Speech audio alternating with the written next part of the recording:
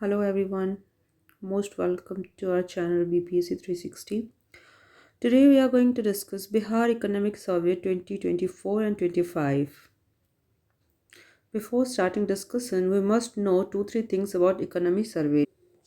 The first thing is, unlike budget, it tells us about the previous year's data, facts and figures of our economy. Example के तौर पर budget में क्या होता है ना कि जो अपकमिंग ईयर है, लाइक अभी 2025 चल रहा है, तो बजट जो है ना वो 2025 और 26 का पेश होता है ना। और इकोनॉमिक सर्वे में क्या होता है कि ये प्रीवियस ईयर्स का पेश होता है, जैसे 2024 25, और इसमें भी डेटा जो है वो आपको 2023 और 2024 का रहेगा। ठीक है, ये एक तरह से ऐसे होता है ना कि ये गवर्नमेंट का रिपोर्ट कार्ड होता है। Government schemes, plannings, execution of schemes कैसा हुआ, क्या उसका रिजल्टेंट रहा, ये सारी चीज़ें जो है ना वो इकोनॉमिक सर्वे बताती है। क्या इकोनॉमिक ग्रोथ रहा, क्या फिस्कल डेफिसिट रहा, ऑल अबाउट इकोनॉमी। ये एक तरह से रिपोर्ट कार्ड होती है गवर्नमेंट की। ये तो हो गया बेसिक कि इकोनॉमिक सर्वे क्या होता है और किस तरह से बजट से डिफरेंट होता है। अब सेकंड थिंग कि हम लोग जो इसे पढ़ेंगे वो प्रीलिम्स के लिए, जो बिहार प्रीलिम्स आने वाला है और जो बिहार मेंस आने वाला है। ये तो अभी आपका बिहार मेंस अप्रैल में शेड्यूल्ड है और मोस्ट प्रोबेबली ये होगा भी अप्रैल में। तो उसमें ये इकोनॉमिक सर्वे किस तरह से हेल्पफुल होगा, उसका कहाँ काम आएगा, ये भी हम लोग डिस्कस करेंगे। इसके अलावा नेक्स्ट जो हम लोग डिस्कस करेंगे वो इस इकोनॉमी सर्वे पे बेस्ड एमसीक्यूज़ करेंगे हम लोग। कुल मतलब 10-12 कुछ ऐसे एमसीक्यूज़ हैं, इसे इसे हम डिस्कस करेंगे ताकि हमें सब्जेक्ट की कितनी समझ हुई ये हम जान पाएँ। तो चलिए शुरू करते हैं economic survey 2024 and 25। First of all कि ये 19th economic survey of Bihar है। इससे पहले 18 बार इकोनॉमिक सर्वे पेश किया जा चुका है। ये पेश हुआ है 28 फरवरी 2025 को। और पेश किसने किया है? बिहार के फाइनेंस मिनिस्टर सम्राट चौधरी ने। दिमाग में रखिएगा क्योंकि पिछले एग्ज़ाम, ये जो 13 दिसंबर को हेल्ड हुआ है एग्ज़ाम 70th बीपीएससी प्रीलिम्स, उसमें ये शायद पूछा गया था कि वित्त मंत्री कौन है, तो सम्राट चौधरी ने पेश किया इसे। इसके अनुसार बिहार जो है वो सेकंड है फास्टेस्ट ग्रोइंग इकोनॉमी स्टेट में, है ना। पहले नंबर पर तेलंगाना आता है, ध्यान रखिएगा। हो सकता है कि ये अराइज कर दे, कुछ ऐसे स्टेटमेंट फॉर्म में दे दे कि बिहार सेकंड है फास्टेस्ट ग्रोइंग स्टेट्स में, तो पहले नंबर पर कौन है। ठीक है, तो अब आगे बढ़ते हैं और इसके साथ ही हम लोग देखते हैं इकोनॉमिक ग्रोथ और जीएसडीपी बिहार का। जीएसडीपी की बात करें, देखो नेशनल लेवल पर क्या होता है ना, जीडीपी ग्रॉस डोमेस्टिक प्रोडक्ट, और स्टेट लेवल पे क्या होता है ना, ग्रॉस स्टेट डोमेस्टिक प्रोडक्ट। तो जीएसडीपी की बात करें तो फिनेंशियल ईयर 2023-24 में जीएसडीपी जो है वो 854,429 करोड़ करंट प्राइस पर, है ना, और कांस्टेंट प्राइस पर 464 और 540 करोड़ एस्टिमेट किया गया है। देखो करंट प्राइस पे क्या है ना कि इन्फ्लेशन एडजस्टेड नहीं रहता है, लेकिन कांस्टेंट प्राइस जो है वो इन्फ्लेशन एडजस्टेड रहता है। और कांस्टेंट प्राइस में बेस ईयर एक होता है जो कि 2011-12 है अभी अभी के लिए। अच्छा, ये है ना, जैसे 8,54,429 करोड़ ऐसे करके याद करने से ना ये याद कम रहता है। तो मेरा ये तरीका है कि 854,429, इसमें 464 540 ऐसे करके याद रखने का तरीका है ये। इसी को अब देखो परसेंटेज में यहाँ पर रिप्रेजेंट किया गया है कि 14.5% जो है वो करंट प्राइस पर जीएसडीपी का ग्रोथ है और 9.2% जो है वो कांस्टेंट प्राइस पर है। यहाँ से देखो क्वेश्चन अराइज हो सकता है इस एक लाइन से। ठीक है, कई बार ये पूछ देते हैं परसेंटेज में ग्रोथ।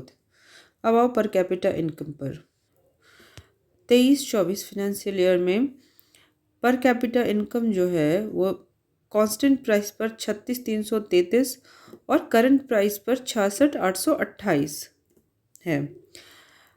इसमें भी पटना जो है उसका पर कैपिटा इनकम सबसे ज़्यादा है और सबसे कम पर कैपिटा इनकम जो है वो शियोहर का है।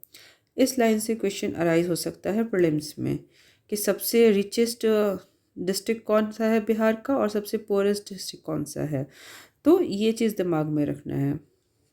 ये चीज़ डायरेक्टली ना भी पूछे कि पर कैपिटा इनकम क्या है, लेकिन हो सकता है कि यहाँ से क्वेश्चन आ सकता है। आगे बढ़ते हैं हम लोग फिस्कल मैनेजमेंट और एक्सपेंडिचर की तरफ। अब हम लोग देखते हैं फिस्कल डेफिसिट पर थोड़ी सी बातें करते हैं। तो फिनेंशियल ईयर 2022-23 में फिस्कल डेफिसिट जहाँ 44,823 करोड़ था, वहीं 23-24 में 35,660 करोड़ रहा। और ये ऐसे एस्टिमेट किया गया है कि 24-25 में ये 29,095 करोड़ रहने की संभावना है। अब देखो, ये फिगर अगर ना भी याद हो 44,823, 35,660, 29,095, तो भी एक चीज़ देखो यहाँ पे हमें याद रहनी चाहिए कि लगातार 3 बार से हमारा फिस्कल डेफिसिट जो है वो कम हो रहा है। क्वेश्चन अगर इस फिगर से नहीं भी पूछे तो ये स्टेटमेंट दे सकता है, कोई भी क्वेश्चन बनाएगा उसमें एक स्टेटमेंट डाल सकता है कि लगातार 3 वर्षों से हमारे फिस्कल डेफिसिट की कम होने की संभावना है, या कम हो रही है, या गिरती हुई दिख रही है। तो ये चीज़ हमें ट्रेंड ध्यान में रखना चाहिए कि 22-23 की तुलना में 23-24 में कम हुई, 23-24 की तुलना में 24-25 में कम होने की संभावना है। Next, revenue savings. Revenue savings 23-24 में 2,833 करोड़ और 24-25 में 1,121 करोड़ रहने की संभावना है। तो ये दिखाता है कि एडमिनिस्ट्रेशन जो है वो एग्जीक्यूशन बड़ी कुशलता से कर रहा है, एफिशिएंट मैनेजमेंट है रिसोर्सेस का, ये शो करता है। नेक्स्ट आते हैं टोटल एक्सपेंडिचर। अब कुल बचत की बात करें हम लोग तो 23-24 में 2.52 लाख करोड़ और 24-25 में 2.79 लाख करोड़ का टोटल एक्सपेंडिचर शो किया गया है, जो दर्शाता है कि भाई डेवलपमेंट प्लान्स जो है वो ठीक ठाक चल रही हैं। अब है एक बहुत इम्पॉर्टेंट सेक्टर जहाँ से कि बहुत बार सवाल आता ही है, और इस सेक्टर से सवाल नहीं आए किसी एग्ज़ाम में ऐसा हो ही नहीं सकता है, और वो है एग्रीकल्चर। अब एग्रीकल्चर की बात करें हम लोग ग्रेन प्रोडक्शन की, तो ग्रेन प्रोडक्शन में राइस का प्रोडक्शन जो है वो 21% से बढ़ा है और वीट प्रोडक्शन जो है वो 10.7% से बढ़ा है। इसके साथ ही लाइव स्टॉक और फिशरीज़ जो है, यानी कि पालतू जानवर जो हम लोग जिनको पालते पोसते हैं, और मत्स्य उत्पादन जो है वो 9.50 के रेट से बढ़ा है। अब देखो, एक पॉलिसी चल रही है गवर्नमेंट की, एग्रीकल्चर इन्वेस्टमेंट प्रमोशन पॉलिसी, ठीक है, जिसके ज़रिए कि 75,293.76 करोड़ जो है इन्वेस्टमेंट प्रपोज किया गया है इंडस्ट्रियल सेक्टर में। और यह जो है वो 7 प्रोडक्ट्स पर ये फोकस करेगा। ये 7 प्रोडक्ट्स ना एक बार लिख लो, मैं आपको बता देती हूँ। ये 7 प्रोडक्ट्स जो है ना वो नोट कर लो। ये हैं फ्रूट्स, वेजिटेबल्स, मेज़, मखाना, हनी, टी और एक मेडिसिनल प्लांट्स। ये 7 जो है ना, यहाँ से क्वेश्चन आपको अराइज हो सकता है कि वो कौन कौन से 7 प्रोडक्ट्स हैं जिस पर कि एग्रीकल्चर इन्वेस्टमेंट प्रमोशन पॉलिसी के तहत इन्वेस्टमेंट किया जा रहा है। और इसमें से 3-4 दे देंगे या 1-2 कुछ अलग से दे देंगे, ठीक है, उसमें आपको मार्क करना होगा। तो ये ध्यान में रखना चाहिए, फ्रूट्स, वेजिटेबल, मेज, मखाना, honey, tea and medicinal plants. चलो आगे बढ़ते हैं। अब सेक्टरल कंट्रीब्यूशन क्या है जीएसडीपी में। आप सबको पता है कि there are 3 sectors of economy, primary sector, secondary sector and tertiary sector. तो इन तीनों सेक्टर्स का क्या कंट्रीब्यूशन है जीएसडीपी में, बिहार के जीएसडीपी में। तो यहाँ हम देखते हैं एग्रीकल्चर का सबसे कम है, कितना है, तो 19.9% कंट्रीब्यूशन है।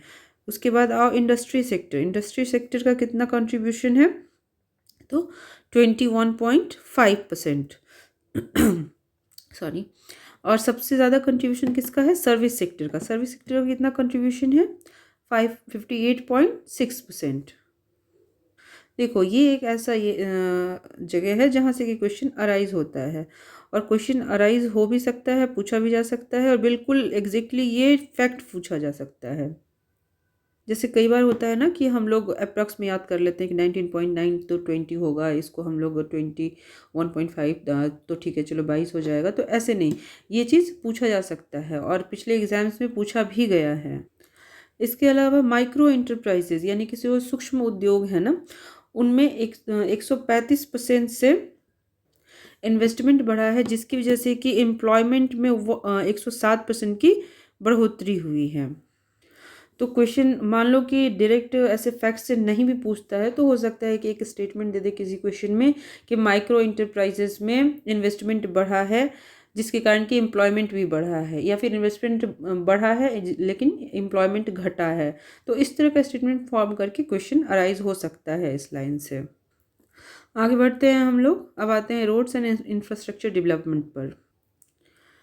रूरल रोड एक्सपेंशन की बात करें तो 2005 से 25 के दरमियान, यानी कि पिछले 20 सालों में 835 किलोमीटर से 1.17 लाख किलोमीटर रूरल रोड का एक्सपेंशन हो गया है।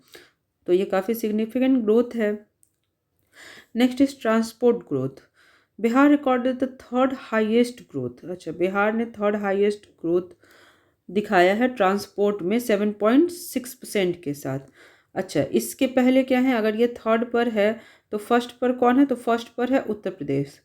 ठीक है, सेकंड पे कौन कौन है? तो सेकंड पे है कर्नाटका। यहाँ से देखो क्वेश्चन अराइज हो सकता है, ये पूछ सकते हैं कि बिहार जो है थर्ड हाईएस्ट ग्रोथ रेट है इसका ट्रांसपोर्ट में, तो दूसरा कौन सा स्टेट है? तो वहाँ पे ऑप्शंस आपको प्रोवाइड कर दिया जाएगा, उसी में कंफ्यूज हो जाते हैं स्टूडेंट। तो ये चीज़ ध्यान में रखिएगा कि ट्रांसपोर्ट ग्रोथ में तीसरा हाईएस्ट ग्रोथ है बिहार का, पहला उत्तर प्रदेश का, दूसरा कर्नाटका का। अब आओ रोड डेंसिटी पर। इससे तो खैर क्वेश्चन पूछा गया था, शायद 68 या 69 में पूछा गया था, मुझे ठीक से याद नहीं है। रोड डेंसिटी पर क्वेश्चन पूछा गया था। तो बिहार की रोड डेंसिटी कितनी है? तो 3167 पर 1000 स्क्वायर किलोमीटर यहाँ की रोड डेंसिटी है, जो कि थर्ड है in terms of road density all over the India. अब आगे बढ़ते हैं हम लोग। डिजिटल गवर्नेंस और एनर्जी सेक्टर पर बात करते हैं। गवर्नेंस को सुचारू रूप से चलाने के लिए और जनता के लिए इजी बनाने के लिए, एसेसिबल बनाने के लिए सरकार ने कई तरह के टेक्नोलॉजीज़ को भी एक्सेप्ट किया है, जैसे कि CCTNS, CFMS, साइबर सेल, ई चालान, ETC। देखो ये सब अलग अलग जो टर्म है ना, ये अपने आप में क्वेश्चन है, तो इन टर्म्स के बारे में थोड़ा थोड़ा जा करके गूगल कर लेना कि भाई इसका फुल फॉर्म क्या होता है और ये है क्या। चूँकि अभी इकोनॉमिक सर्वे की क्लास चल रही है तो हम इसमें डिटेल्स पर नहीं जाएंगे। अब देखो एनर्जी कंजम्पशन की बात करें तो 12-13 में जहां 134 kilowatt per hour energy consume किया जा रहा था बिहार में, वहीं 23-24 में 363 किलोवाट पर आवर कंज्यूम किया जा रहा है, जो कि साफ साफ दर्शाता है कि भाई इलेक्ट्रिसिटी का एक्सेस जो है पीपल का इलेक्ट्रिसिटी के प्रति बढ़ गया है, यानी कि गांव गांव घर घर में इलेक्ट्रिसिटी जो है ठीक ठाक मात्रा में पहुंच रही है। अब टॉप इलेक्ट्रिसिटी कंज्यूमर की अगर बात करें तो सबसे पहले पे ऑब्वियस है कि पटना ही आएगा, क्योंकि यहाँ की जनसंख्या भी बहुत बड़ी है, ये स्टेट का कैपिटल भी है। दूसरा सबसे बड़ा दूसरा डिस्ट्रिक्ट जो है वो गया है, तीसरा मुजफ्फरपुर, फिर रोहतास एंड देन नालंदा। ये 5 टॉप कंज्यूमर हैं इलेक्ट्रिसिटी के। इसके बाद हम लोग आते हैं वुमेन एम्पावरमेंट इनिशिएटिव्स पर। तो देखो वुमेन एम्पावरमेंट के लिए सेल्फ हेल्प ग्रुप बहुत इम्पॉर्टेंट होता है, और सेल्फ हेल्प ग्रुप जो है वो 10,63.5 अच्छा, तो 10,63.5 सेल्फ हेल्प ग्रुप्स जो हैं महिलाओं के, वो बनाए गए हैं, जिससे कि महिलाओं में फिनेंशियल इंक्लूजन भी आएगा और कम्युनिटी सपोर्ट को भी बढ़ावा मिलेगा। अब फीमेल लेबर फोर्स की बात करें तो फीमेल लेबर पार्टिसिपेशन जो है वो फाइनेंशियल ईयर 2022-23 की तुलना में 23-24 में बढ़ गई है। जिसमें से कि रूरल वुमेन की बात करें जो लेबर फोर्स में है, तो वो इसका रेट जो है 24.8% से 33.5% हो गया है। और urban women female labour force की बात करें तो इनका रेट जो है 13.8% से 18% बढ़ गया है। अच्छा, एक चीज़ देखो, फीमेल लेबर फोर्स में पार्टिसिपेशन जो है वो रूरल वुमेन का ज़्यादा है अर्बन वुमेन की तुलना में। इनका देखो 33.5% है और अर्बन वीमेन का जो है वो 18% ही है। कभी सोचना कि ऐसा क्यों है? कभी देखा है जैसे गांव में, गांव घर में महिलाओं को ज़्यादा देखा होगा खेत पर जाकर काम करते हुए, अलग अलग तरह के काम करते हुए, लेकिन अर्बन वीमेन में ये चीज़ें, ये प्रवृत्ति कम देखने को मिल रही हैं। तो देखो इसका साफ साफ नतीजा यहाँ दिख रहा है female labour force participation percentage में। आगे बढ़ते हैं हम लोग। एजुकेशन एंड हेल्थ सेक्टर की बात करें तो एजुकेशन पर 10 टाइम्स और हेल्थ पर 13 टाइम्स और सोशल सर्विसेज यानी कि सामाजिक सेवाओं, जो कि साधारणतः जन कल्याणकारी योजनाएं होती है गवर्नमेंट की, वह जो है वह 13 टाइम्स बढ़ गई हैं पिछले 18 वर्षों में। तो यह एक नोट करने वाली बात है। और मोस्ट प्रोबेबली जैसे कि स्टेटमेंट फॉर्म करके ऐसे क्वेश्चन में दिया जा सकता है कि पिछले 20 वर्षों में शिक्षा पर 10 गुना, हेल्थ पर 13 गुना, सामाजिक सेवाओं पर 10 गुना, इस तरह से करके वृद्धि हुई है। तो उसमें आपको कंफ्यूज कर देगा। मान लो 3 चीज़ें हैं तो 3 में कोई 2 सही देगा, एक गलत दे देगा। तो ये चीज़ आपको ध्यान में रखना है कि भाई एजुकेशन पर जो है वह 10 टाइम्स है, हेल्थ पर 13 टाइम्स है और सोशल सर्विसेज पे भी 13 टाइम्स है। देखो याद रखना तो बहुत इजी हो गया कि 2 पर 13 टाइम्स है और एजुकेशन जो है 10 टाइम्स इस पर एक्सपेंडिचर बढ़ गया है पिछले 18 वर्षों में। अब चाइल्ड वेलफेयर बजट पर आते हैं। तो चाइल्ड वेलफेयर बजट जो है वो 2013-14 में इंट्रोड्यूस हुआ था और 16-23 के दरमियान 19.4% से प्रतिवर्ष बढ़ता रहा। अब अगर ड्रॉप आउट रेट की बात करें, ड्रॉप आउट रेट मतलब कि बच्चे जो स्कूल छोड़कर जाते हैं किसी भी फेज़ में, किसी भी स्टेज पर, किसी क्लास में, तो उसमें डिक्लाइन नोट किया गया है, यानी कि गिरावट हुई है। Government secondary schools recorded a decline of 62.25% in 5 years, यानी कि 5 साल में 62.25% से ड्रॉप आउट रेशियो जो है, ड्रॉप आउट रेट जो है वो गिर गया है। तो ये बहुत अच्छी बात है और इससे ये भी शो होता है कि भाई एजुकेशन में आउटकम्स जो है हो सकता है कि आगे आने वाले सालों में और भी बेहतर हो जाए। अब इन्वायरमेंट और क्लाइमेट चेंज पर भी थोड़ी सी बात कर लेते हैं। तो अलग अलग योजनाओं जैसे कि ग्रीन बजट ला करके, जल जीवन हरियाली मिशन वगैरह चला करके अच्छा खासा एफर्ट क्लाइमेट चेंज को भी दिया गया है कि भाई हमारा क्लाइमेट सस्टेनेबल रहे, इसमें इस तरह का कोई नेगेटिव चेंज नहीं आए कि हम लोगों के ऊपर बहुत ज़्यादा इम्पेक्ट आ जाए उसका। तमाम तरह के वृक्षारोपण वगैरह के अभियान भी चलाए गए, जिसका कि रिजल्टेंट ये हुआ कि फॉरेस्ट कवर में पिछले 12 सालों में 687 किलोमीटर स्क्वायर की बढ़ोतरी हुई है। तो कुल मिलाकर ये था हमारा इकोनॉमिक सर्वे और इसका रिजल्टेंट, एक तरह से जो कि गवर्नमेंट का रिपोर्ट कार्ड भी कहा जाता है। और वीडियो ख़त्म करने से आप लोगों के लिए एक अनाउंसमेंट है कि हमारा मेंटोरशिप प्रोग्राम चल रहा है जो कि पूरी तरह से ऑनलाइन है। यह यूपीएससी प्रीलिम्स के लिए, बीपीएससी, यूपी पीसीएस प्रीलिम्स के लिए, मेंस के लिए, सबके लिए है। बहुत नॉमिनल से फी में आपको सही गाइडेंस देने की कोशिश की जा रही इन तमाम एग्ज़ाम्स के लिए, क्योंकि कई बार ऐसा होता है कि हमें कोचिंग जाने के लिए बहुत समय नहीं मिलता है कि 3-3 घंटे की लेक्चर्स हम ऑफलाइन अवेलेबल होकर के अटेंड कर सकें सुबह शाम, फिर सेल्फ स्टडी के लिए टाइम निकाल सकें। खास करके जो वर्किंग स्टूडेंट्स हैं उनके लिए तो, उनके पास तो बिल्कुल टाइम नहीं होता है कोचिंग जाने के लिए। और कोचिंग में जो फ़ीस लगती है वो भी काफ़ी ज़्यादा होती है, वन टाइम होता है या 2-3 इंस्टॉलमेंट में होता है। तो हमने जो फ़ी रखा है वो भी मंथली रखा है कि भाई जब भी आप अफोर्ड कर सको तभी आप करो ये मेंटरशिप प्रोग्राम। और जब भी आप अफोर्ड नहीं कर सको तभी आप स्टक फील नहीं करो कि अरे यार मैंने तो 20,000 रुपये यहाँ जमा कर दिया, अब हम क्या करें, अभी तो हम जा भी नहीं सकते कहीं और मुझे अच्छी नहीं लग रही है यहाँ की पढ़ाई या यहाँ का मेंटरशिप प्रोग्राम जो है अच्छा नहीं लग रहा है मुझे।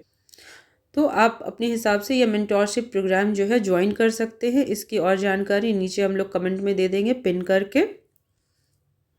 वीडियो अगर पसंद आया हो और आपके लिए फ्रूटफुल रहे, आपको ऐसा लग रहा हो कि हाँ इसमें अच्छे से एक्सप्लेन किया गया, बताया गया कि क्वेश्चंस कहाँ से उठ सकते हैं, तो वीडियो को लाइक करें, दोस्तों के साथ शेयर करें, चैनल को सब्सक्राइब करें और नोटिफिकेशन ज़रूर ऑन कर लें, क्योंकि इस पर बेस्ड MCQ हालांकि मैं आज ही करवाती लेकिन देख रही हूँ कि 20 मिनट से ज़्यादा चला गया है रिकॉर्डिंग, तो मैं ये नेक्स्ट वीडियो में इस पर बेस्ड MCQs लेकर के आऊँगी, तो उसके लिए आप लोग नोटिफिकेशन ज़रूर ऑन कर लें। Thank you very much, tata bye bye.